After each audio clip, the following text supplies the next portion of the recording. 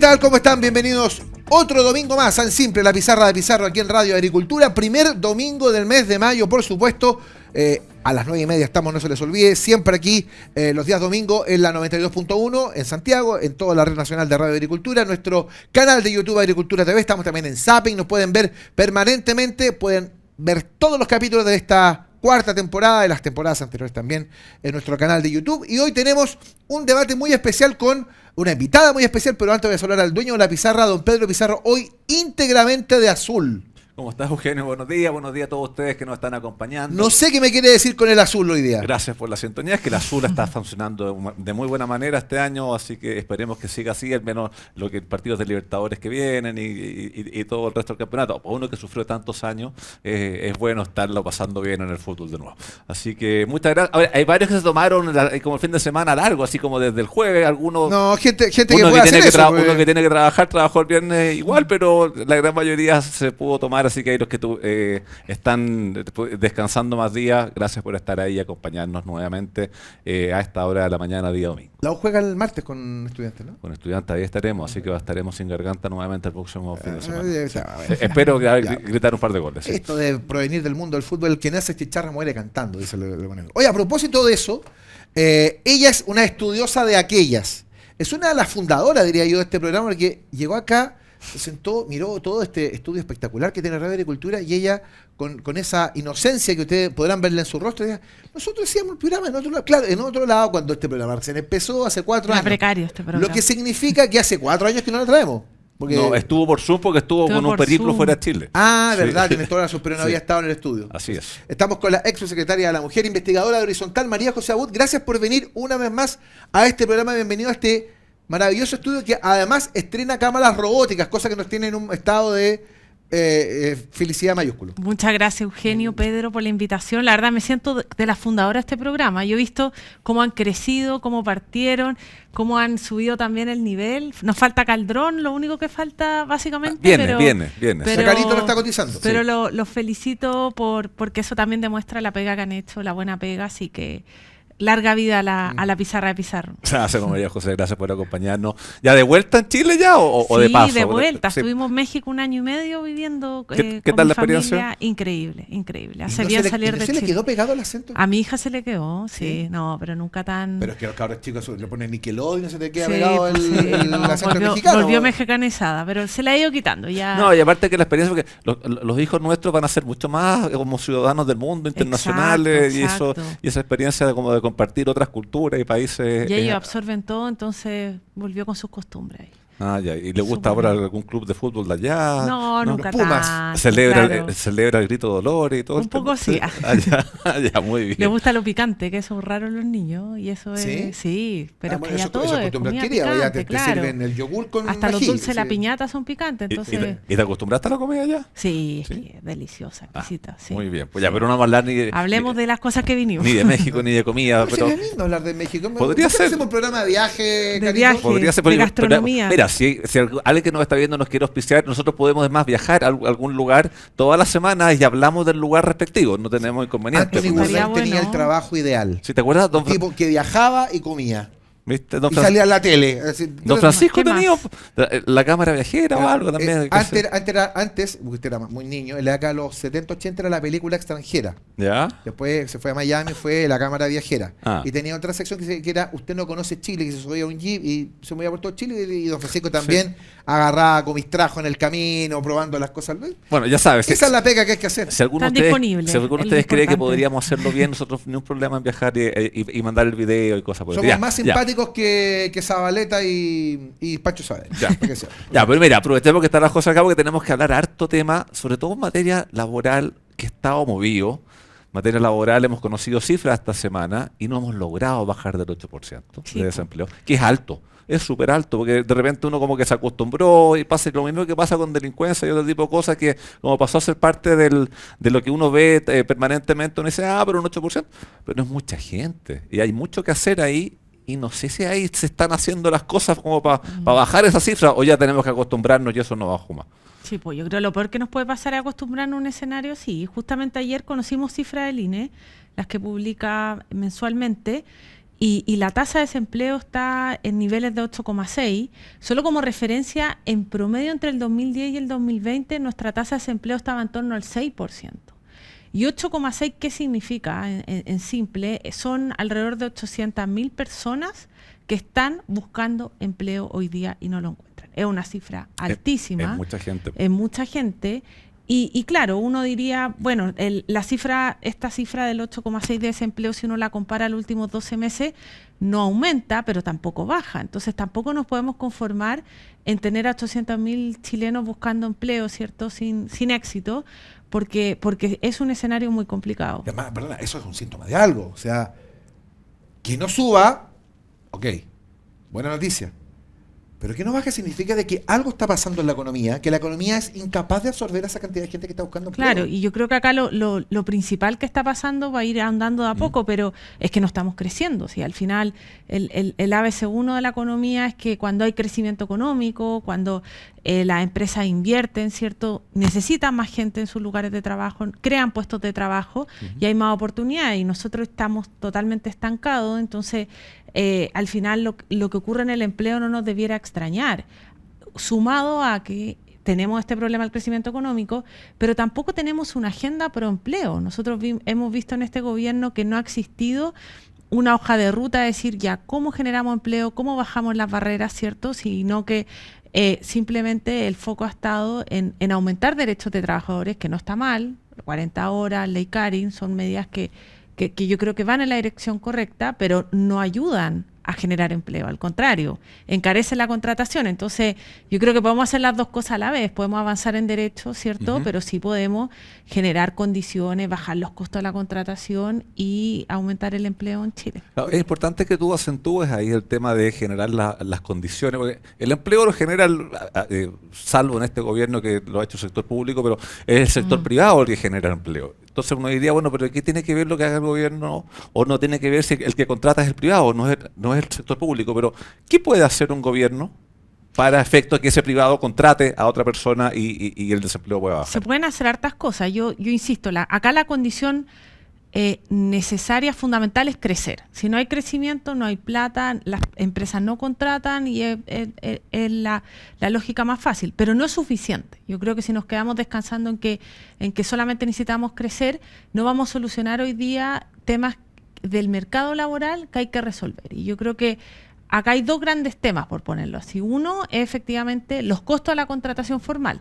Hoy día para un empleador es caro tener una planilla de trabajadores formales.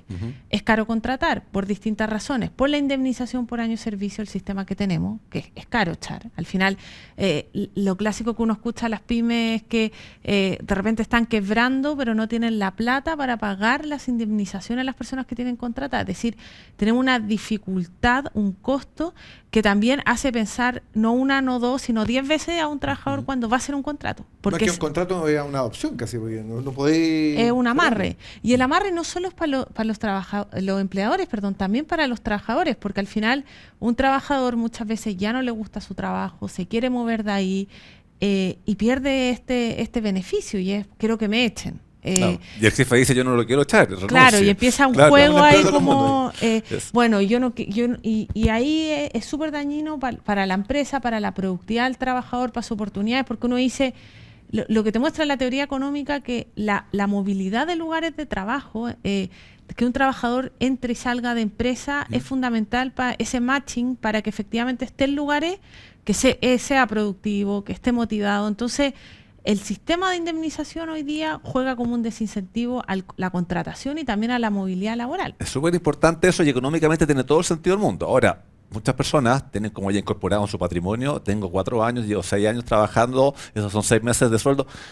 El cambio no iría por afectar eso en el fondo, porque eso ya es un derecho que el trabajador ya tiene. Y yo creo que ahí también de repente cuando se habla de estos temas se genera mucha resistencia del mundo del trabajador pensando que un cambio implica perder un derecho. Yo creo al contrario, que hay un derecho adquirido, un derecho necesario, pero uno podría pensar en otras lógicas que ayuden a los mismos trabajadores a ser más libres en sus lugares de trabajo y fortalecer el derecho.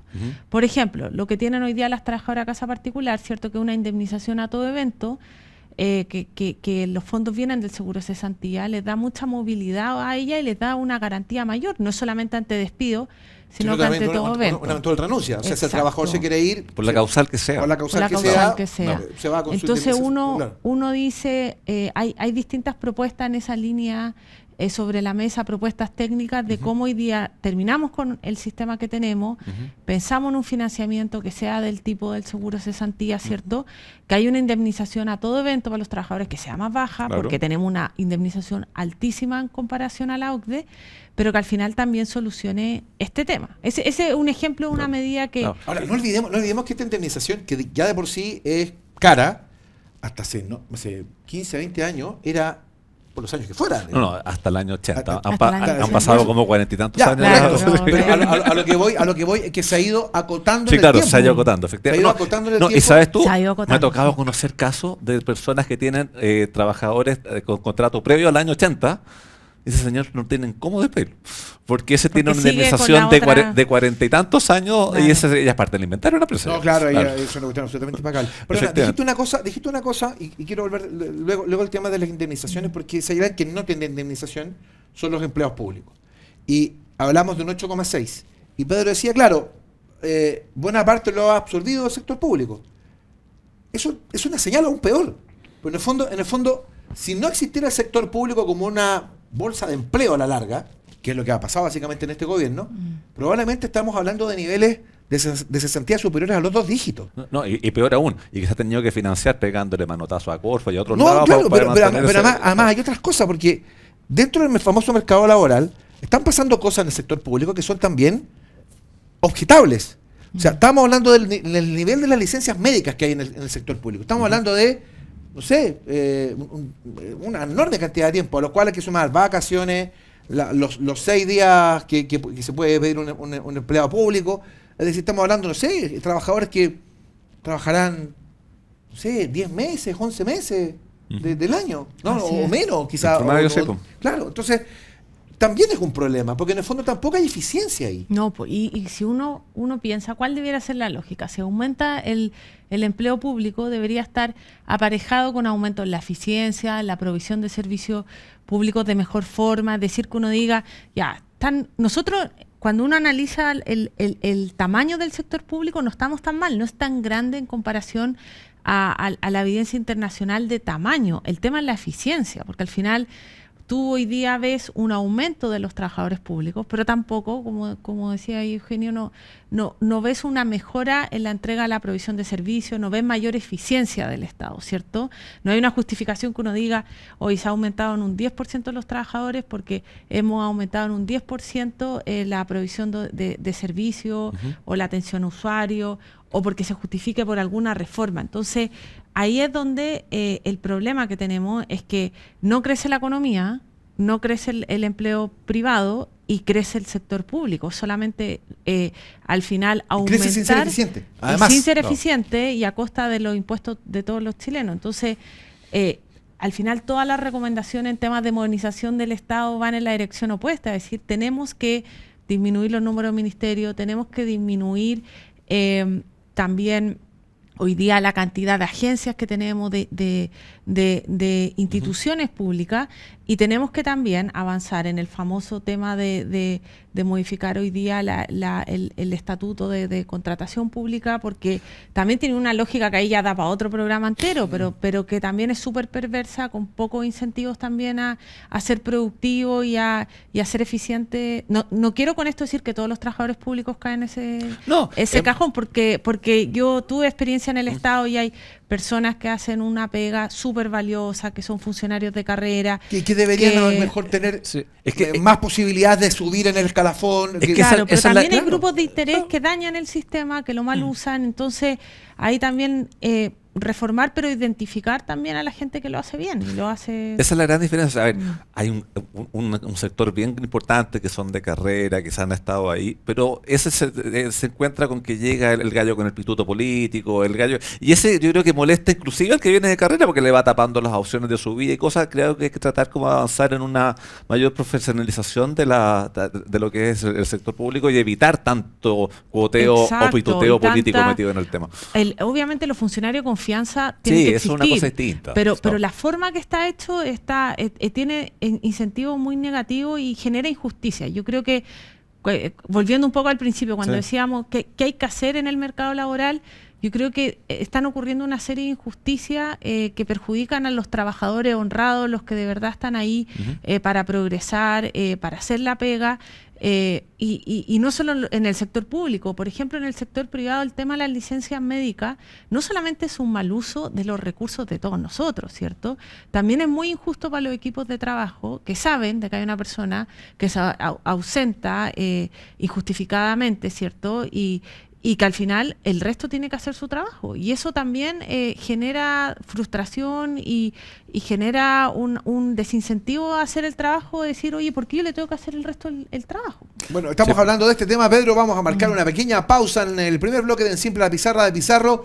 No sin antes recordarles que nuestro compromiso con tu salud es todos los días y el programa de salud Los Héroes siempre suma más.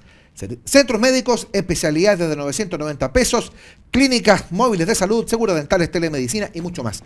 Los Héroes, vivir con ganas. Y Bangal es un capo y tú también puedes serlo. Descarga H Capacita, la nueva app de la H, y accede a más de 200 cursos gratis para capacitarte a tu ritmo y mejorar tus habilidades. Disponible en Google Play y App Store. Y ALG Algorithm ofrece planes de financiamiento personalizados para tratamientos Invisalign, facilitando el acceso a una sonrisa perfecta sin pagos iniciales elevados. Estamos en Simple, la Pizarra de Pizarro, marcamos la pausa, estamos con María José Abud, con Pedro Pizarro, ya estamos de vuelta. Así como cuidamos a Andrea en la agricultura, cuidamos a Pablo en la construcción, a Jimena en la peluquería, a la señora Mercedes en la panadería y a todas y todos los trabajadores de Chile con H Seguro Laboral. El seguro laboral para que tu equipo esté mejor. Porque llevamos 65 años acompañándolos desde la prevención a la recuperación, con la red de cuidado integral más grande del país. Cámbiate hoy en h.cl/sumate. H Seguro Laboral, el cuidado que las y los trabajadores de Chile necesitan. H, vive el cuidado. ¿Qué es lo más importante para ti? Vivir con más salud. Y en Los Héroes cuentas con consultas médicas desde 990 pesos sin tope. Convenios dentales, kinesiología y clínicas móviles de salud. Con Los Héroes tienes beneficios todos los días. Nuestro compromiso con tu salud es todos los días. Y el programa de salud Los Héroes siempre suma más. Los Héroes, vivir con ganas. Estamos de vuelta, segundo bloque de En Simple la Pizarra de Pizarro, aquí en Radio Agricultura, como todos los días domingo por la mañana, 9 de la mañana, por supuesto. Nos pueden ver en SAPE, que es nuestro canal de YouTube Agricultura TV. Estamos, por supuesto, en la Red Nacional de Radio Agricultura. Hoy estamos con la investigadora de Horizontal, ex subsecretaria de la Mujer, María José Abud. Estamos con Pedro Pizarro. Hemos estado analizando cómo está hoy el mercado laboral, con noticias que obviamente que nos ponen en tensión. Pero María José en el primer bloque tiró una palabra que para mí es fundamental, es clave, que dice: hay que crecer y no hay agenda de crecimiento. Yo creo que no solamente es eso, es una cosa que es peor, que crecer no es automático y la urgencia es hoy día.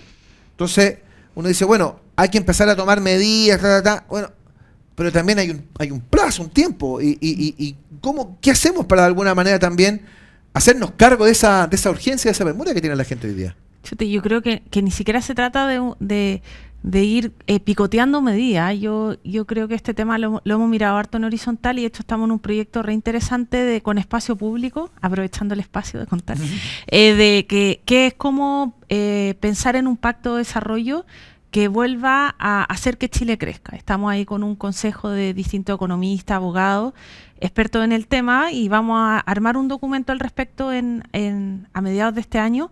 Y claro, al final, el tema de volver a crecer, es fácil decirlo. Yo creo que por lo menos es un avance importante, que hay consenso en que queremos volver a crecer. Eso ya es un logro. El presidente Boric de hace 3 años no hablaba con fuerza de volver a crecer usando nuestros recursos naturales. Cierto que tuvimos en la época de la convención incluso el discurso del decrecimiento súper instalado. Entonces yo rescataría como algo positivo que hay un momentum de que ya estamos todos alineados de izquierda a derecha. Mariana Mazzucato en la moneda, sin ir más lejos. Estamos hablando que hay que crecer. Sí, ya por lo menos claro. nos pusimos de acuerdo en eso.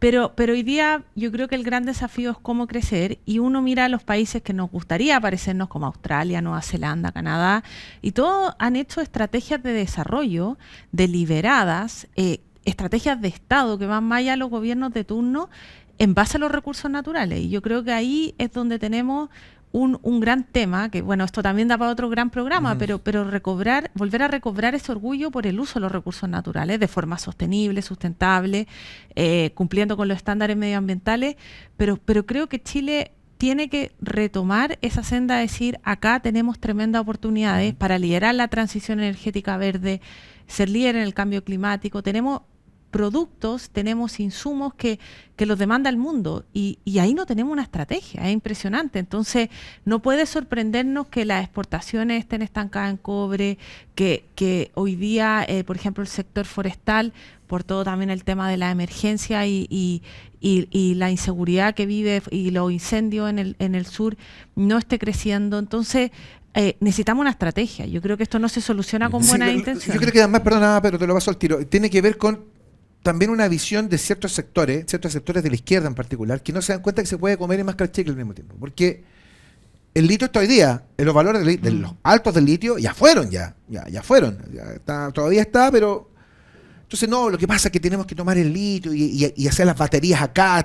Están en la idea del valor agregado. Hay sectores que están en valor agregado, que el cobre, poco más que deberíamos hacer, en Chile deberíamos hacer los tubos y los microchips, hacer todas las cosas acá, que suena muy bien, pero resulta que las necesidades son ahora.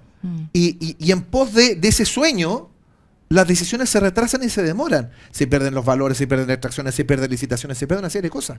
Entonces, si bien el consenso de volver a usar los recursos naturales está ahí, el problema es, bueno, usémoslos ahora. Ese es el problema. Claro, yo creo que se pueden hacer las dos cosas. Se puede reactivar la inversión en los sectores, que al final hoy día con todo el tema de la permisología lo tenemos súper trabado, los nuevos proyectos de estos sectores, y a su vez pensar en cómo agregamos valor.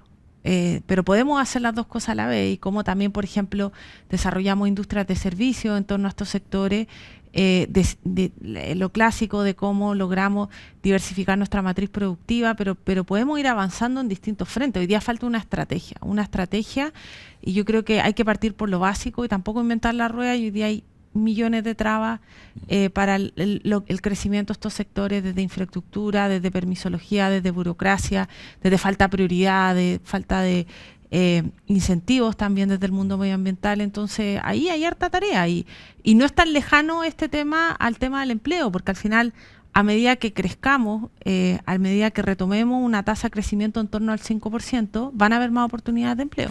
Sí, pues estás hablando de estrategia, y claro, estrategia a nivel de crecimiento, que toma un tiempo, estrategia a nivel de empleo, porque quiero volver a las cifras que veíamos en la primera parte, que es el tema de la tasa de desempleo, que esa tasa de desempleo no les pega a todo el mundo igual, y tenemos sectores a los cuales sabemos que esa tasa les pega más fuerte.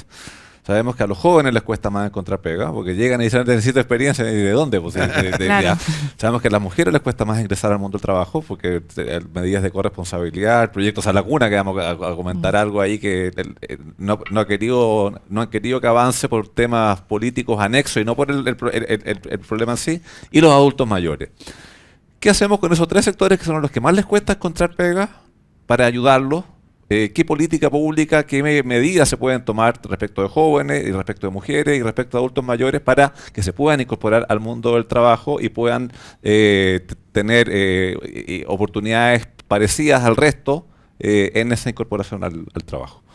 Mira, yo creo que hay que pensar en cómo bajar las barreras hoy día para estos grupos. Por ejemplo, las mujeres, hoy día efectivamente la principal razón por qué no trabajan de manera formal son los cuidados, ¿cierto? Y el trabajo no remunerado, el hacerse cargo de otras personas, y esa es la principal piedra tope, lo dicen todos los estudios, lo muestran las cifras del INE, y ahí hay que actuar en distintos frentes, tanto en soluciones de cuidado, que quizás no pasan por políticas laborales propiamente tal, más del Ministerio de Desarrollo Social y Familia, ¿cierto? Incluso del Ministerio de Salud, de Educación, de cómo generamos sistemas que permitan a las mujeres tener la alternativa de dejar a sus hijos, sobre todo menores de los que no están escolarizados, ¿cierto? Adultos mayores, a personas que son dependientes, pero también tenemos una gran piedra tope, que ya lo comentaba Pedro, en el Código Laboral, que es la legislación de esa lacuna, que al final no solo discrimina entre mujeres y solamente las que están en empresas de más de 20 trabajadores pueden acceder a este beneficio, sino que también encarece la contratación. Si yo soy empleador, yo siempre digo, y estoy entre un hombre y una mujer con las mismas habilidades, con el mismo currículum, todo igual, voy a preferir un hombre porque es menos caro, porque a la mujer le voy a tener que pagar la sala cuna o va a gatillar el pago de sala cuna, porque puede ser la número 20 o la 18, digo, chutas, pues voy a tener, si contrato 2 mujeres más, voy a tener que pagar, va a tener más laguna, va a tener más ausencia, y eso es una realidad. Yo creo que tapar esa realidad, es decir, un empleador es indiferente, no, y es una decisión también racional. Es lógico que la mujer es más cara. Entonces, yo creo que hay una serie de políticas como la sala cuna universal, que con Pedro nos tocó en el ex gobierno en 2 oportunidades ahí estar dando la pelea en el Congreso con el tema. Ya va a salir. Ya va a salir, Sí. esperemos En los próximos años. que ojalá este año el gobierno ya, ha hecho ¿cuánto? ¿4 años esperando? o sea, en los últimos años han habido como 4 intentos de proyecto, Sí. pero lleva 27 años la discusión de Al sala último cuna. proyecto que iniciamos nosotros. El último. Claro. Y es el que el gobierno le puso una indicación sustitutiva. Y después no le puso urgencia, nunca más lo discutió. Y ahora O sea, entiendo que sí parte de la prioridad lo que queda de, dicen, de pero también gobierno. está hablando de la negociación ramal, pues, o sea, que se ponga de acuerdo el ministro si es que le quiere hablar a la barra brava o quiere avanzar en temas reales. Y Pero yo bueno. creo que para que Chalacuna avance tiene que haber una estrategia. No basta nuevamente con buenas intenciones y escuchar a la ministra, ahora al ministro del Trabajo decir que quieren avanzar en Chalacuna con urgencia, sino que hacer una estrategia para destrabar el proyecto. Hay temas educacionales, hay temas del monto, del copago, que tiene que tener una estrategia con la sociedad civil y eso tiene que ir avanzando. Sí, hablando del tema de encarecer la contratación de mujeres y evitar que eso ocurra, se está discutiendo el tema del postnatal de 1 año. Eso, claro, suena súper lindo. Uno dice que ojalá el mayor apego, pero yo creo que un postnatal de 1 año a nivel de encarecer el ingreso de mujeres al mundo del trabajo, un flaco favor le estáis haciendo. Agrego otra cosa. Totalmente. ¿Existen experiencias comparadas respecto a un postnatal de una extensión tan larga, no? Es que lo que pasa es que los países que tienen postnatales tan largos son países que nosotros estamos años luz de ser ellos, como los típicos ejemplos de los países nórdicos, Noruega, Finlandia, que al final obviamente hay que aspirar alto, pero yo creo que hoy día no están las condiciones para pensar en un postnatal de 1 año y creo que hoy día tendría un efecto muy dañino en la contratación femenina. Al final, si un empleador hoy día piensa, lo que yo decía antes, en contratar a una mujer, ahora la va a pensar 100 veces si es que tiene un postnatal de 1 año, es mucho tiempo y lo que sí hay mucha evidencia es que lagunas tan grandes en lugar de trabajo sí generan brecha al final con Claro. respecto a tus pares. Imagínate, uno desaparece de tu lugar de trabajo 1 año, es difícil después ponerse al día, que tu puesto de trabajo se mantenga.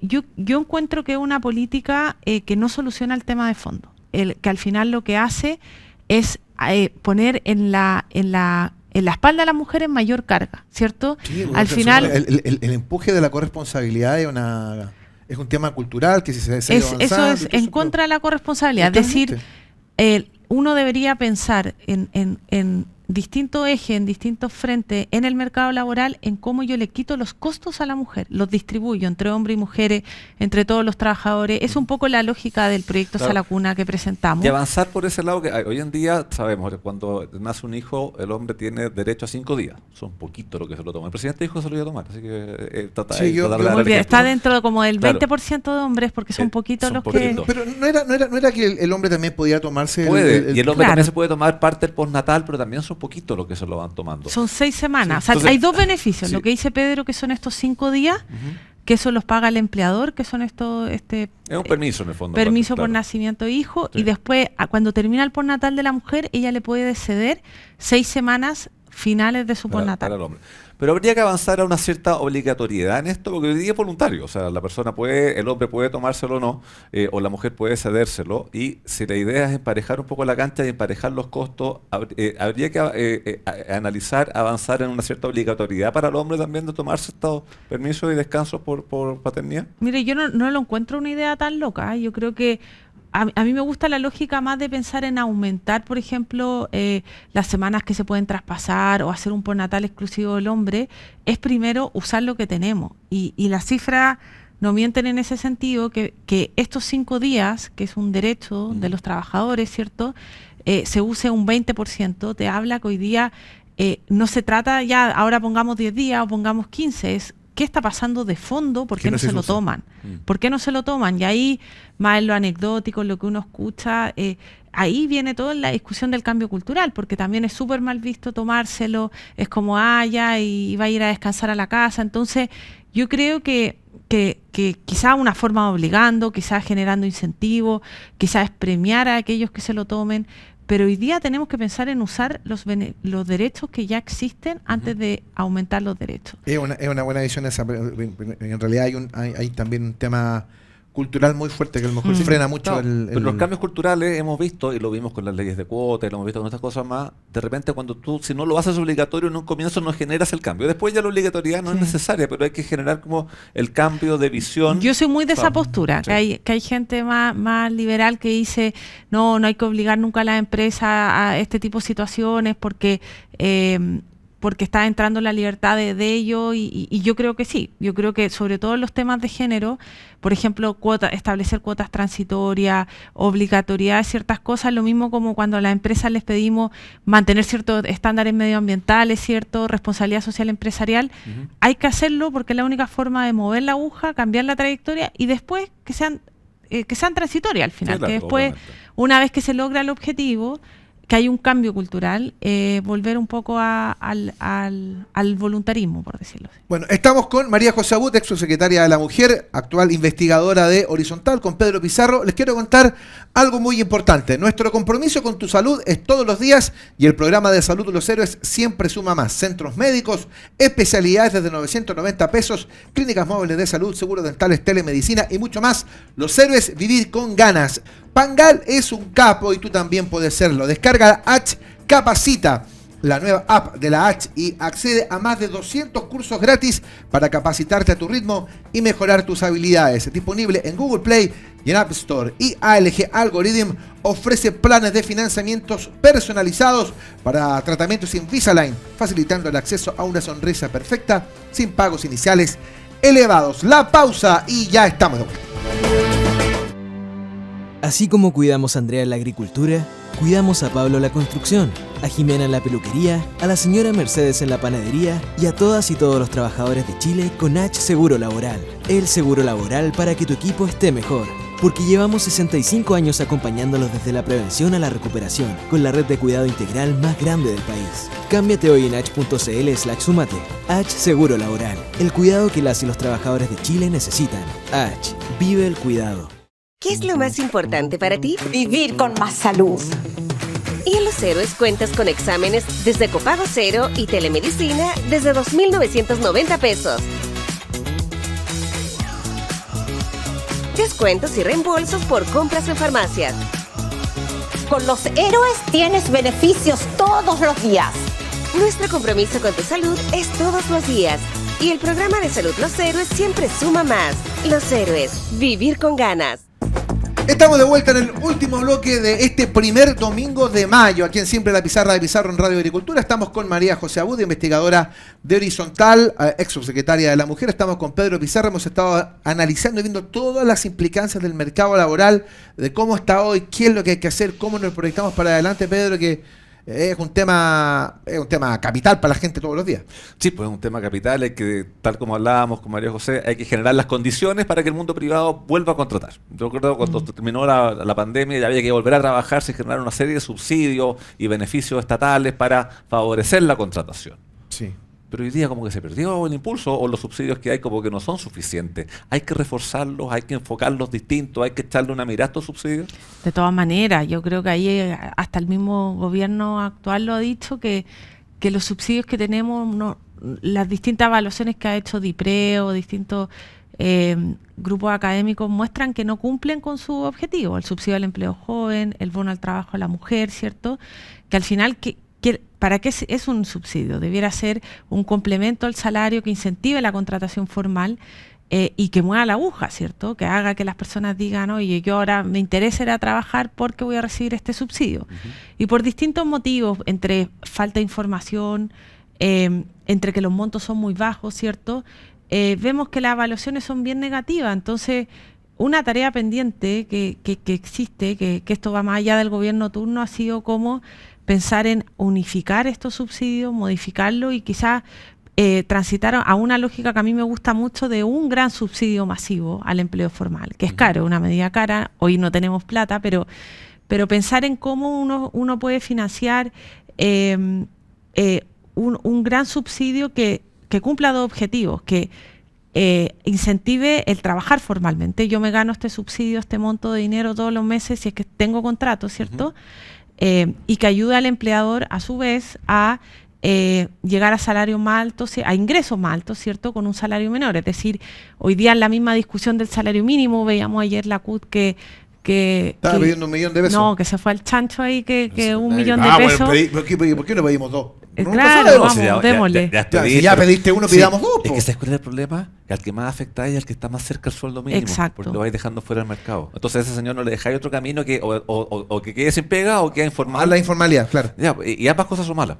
Y uno no puede hacer aumentos tan abruptos, importantes del salario mínimo en un contexto de la tasa de desempleo que tenemos y el bajo crecimiento y ojo que todavía no hemos dicho nada de que hay que implementar una reforma a pensiones que va a aumentar también los costos de contratación con la cotización adicional. Entonces, yo creo que lo primero es empatizar con lo que decía la CUT, que efectivamente el sueldo hoy día no alcanza, un salario mínimo no es suficiente para ningún hogar, pero la lógica más simplista, más fácil y no hacer la pega es decir, subamos el salario mínimo a montos que no se condicen ni con la productividad que tenemos, ni con el crecimiento que tenemos, y que al final, ¿qué pasa? Si al final esto no es ser tener mala voluntad, es que un aumento abrupto genera más desempleo, sí, claro. Genera que las pymes quiebren, genera que no contraten a trabajadores en ese rango, genera más informalidad porque al final los trabajadores tienen que buscar oportunidades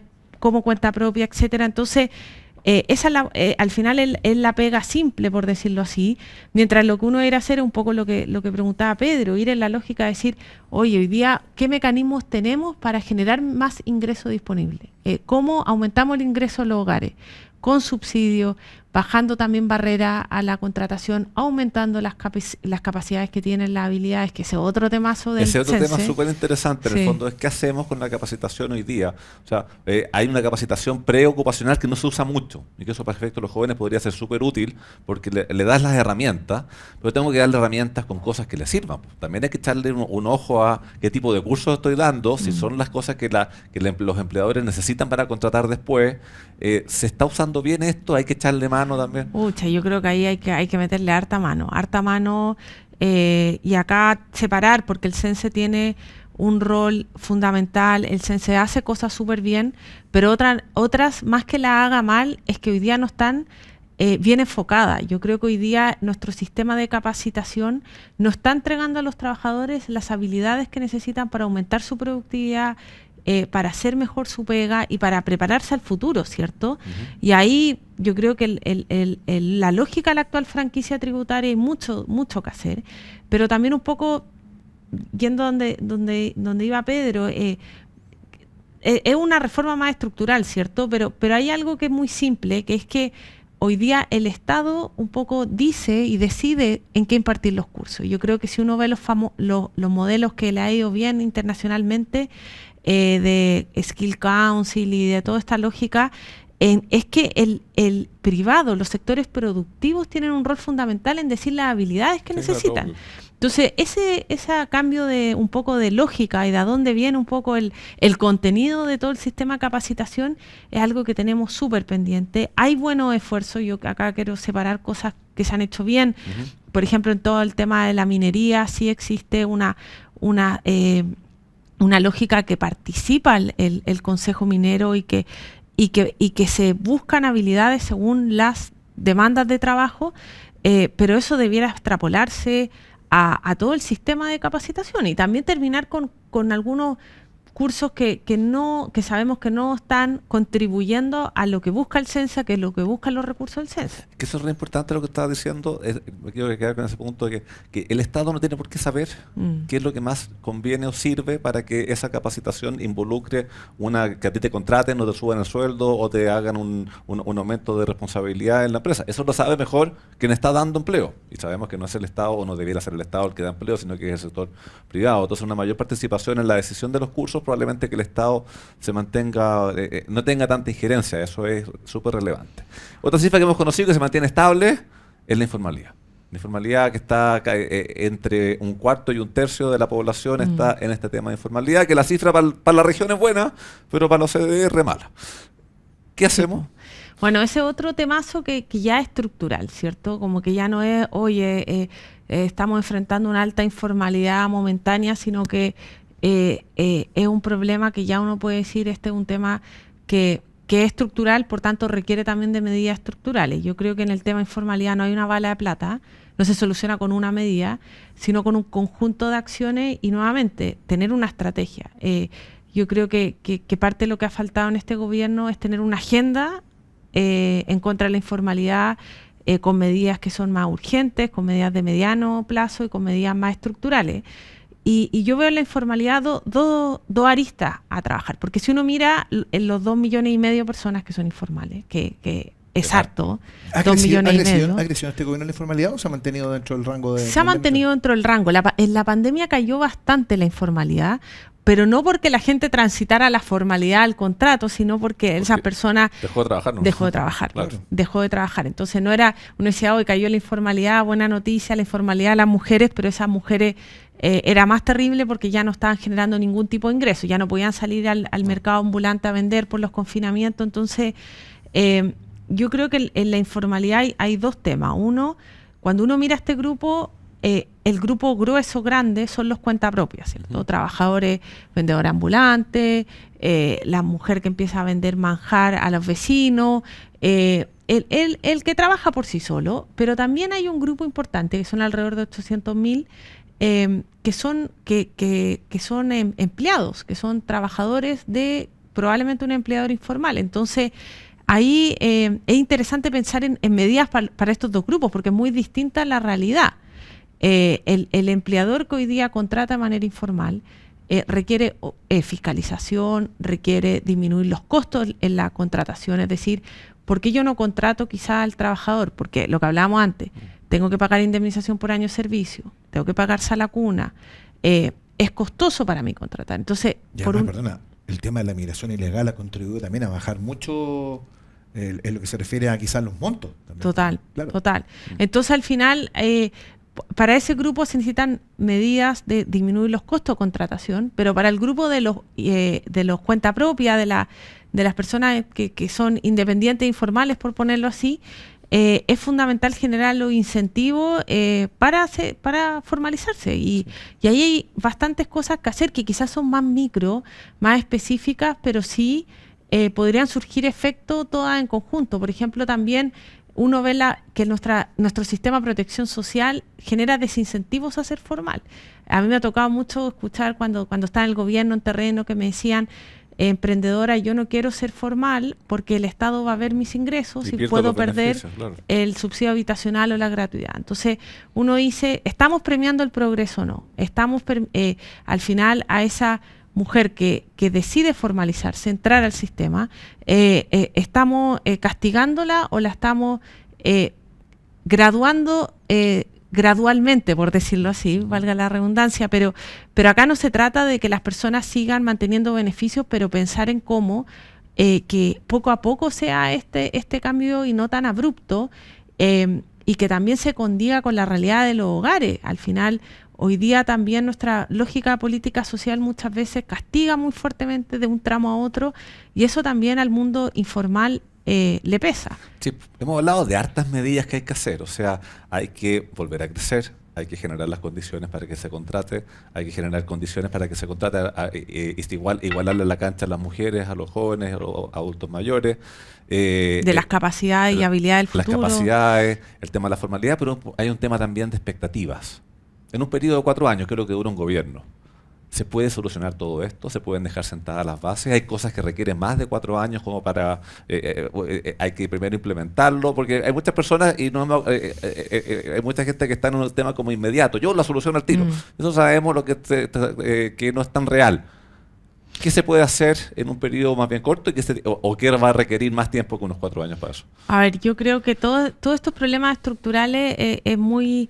Es simplista pensar que un gobierno de turno los va a solucionar. Yo creo que eso, y yo creo que los chilenos ya nos hemos ido dando cuenta que esto de las grandes promesas y de que vamos a, no sé, reducir la informalidad a la mitad y que vamos a terminar con todas las discriminaciones de la mujer en el mundo laboral en 4 años no existe. Yo creo que el sentido de realismo es clave, pero también de contar con estrategias y hojas de ruta que diferencien entre lo urgente y lo que puede tener resultado hoy día versus materias más estructurales, pero igual hay que hacerse cargo. Entonces, yo creo que ahí el equilibrio es clave entre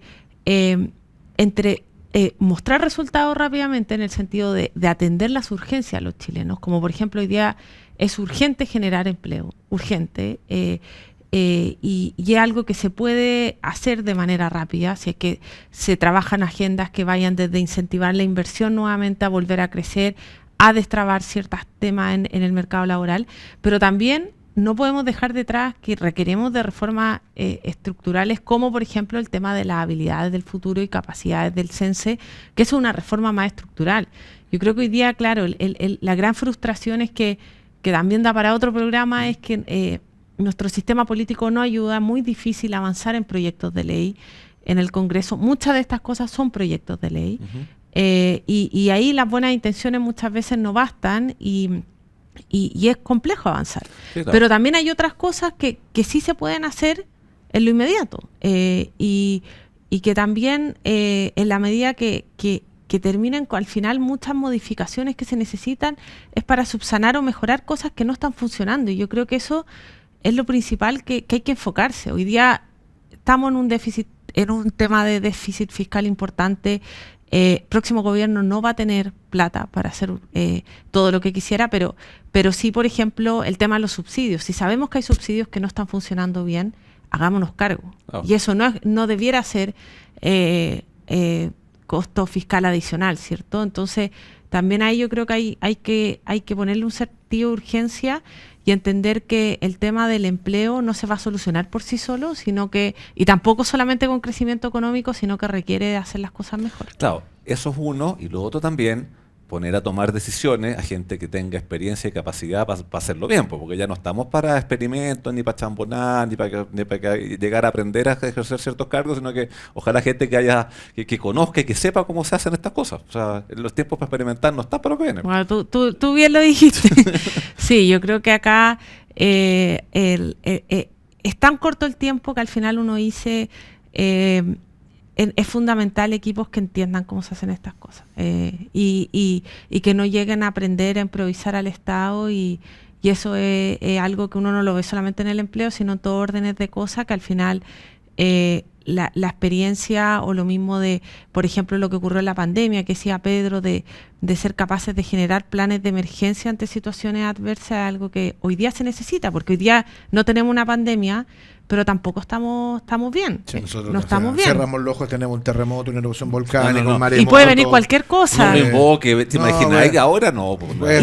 Y no solamente en los temas medioambientales, o sea, lo mismo que está pasando en esta guerra comercial, que los impactos están por verse también, y al final es el empleo el que se ve afectado si es que tenemos una recesión mundial, y es el empleo de los más vulnerables. Yo creo que hay que hacer hincapié en eso, porque hay parte de la población que no le afectan estas cosas, pero cree que no le afecta, pero el golpe puede ser o que le afecta después, tiene una capacidad de resistencia mayor. Pero tenemos que pensar hoy día en todo ese grupo de estos 800.000 desempleados, los 2,5 millones informales, que muchas veces no tienen tanta voz para pedir cosas, pero se ven muy afectados con las crisis. En un parpadeo, ¡pum!, se fue el programa. María José Abud, economista, investigadora de horizontal, ex subsecretaria de la Mujer. Y gracias por venir a ponernos en contexto todo este tema que estoy seguro que a la gente le va a interesar mucho, porque si hay algo que es una urgencia, junto con el tema de seguridad, es el tema del bolsillo. No, es Sí, muy Así entretenido es. conversar con María José. Aparte que sabe mucho del tema, o sea, se manejan todo este tema laboral y lo explica bonito, así en simple. Es así que- simple, vine así- como pide el programa, Vino así con que el diccionario enciclopédico difícil, fácil. Así claro, es, el así fácil, que- así que agradecerles siempre un gusto, un honor estar acá y espero que me sigan invitando cada cierto tiempo. Quizá próxima vez que Es que venga ahora que estáis acá va a ser más fácil. pues, ¿qué estudio van a pagar tener? un pasaje de México, Ciudad de pucha, México y es está- carito. Estaba esperando mi pasaje, pero bueno. Gracias Gracias, por María José. acompañarnos hoy día. Gracias a ustedes, Sí, que estén y bien. usted que tenga una bonita semana, nos estamos viendo en 7 días más. Así es, nos vemos, que les vaya bien. Chao, chao.